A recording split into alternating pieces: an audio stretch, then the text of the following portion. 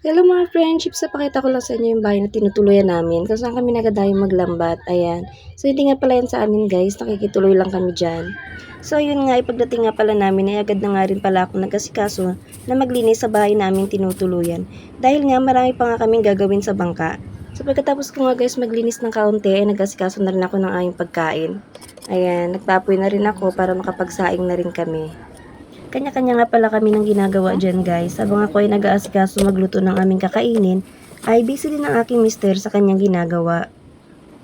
Gumagawa nga pala siya guys ng paglalagyan ng fish finder or bahay ng fish finder kung tawagin namin. So ayun nga pala guys ay para maging safe ang fish finder kapag umuulan at maiwasan din ang pagkahulog nito. At dahil nga pwede na ang salangan ng aking pinaapoy ay nag-asikaso na rin nga ako ng aking isasalang. So ayun nga guys, kung mapapansin ninyo nasa container ang aming tubig. Dahil nga guys ay wala ditong tubig gripo.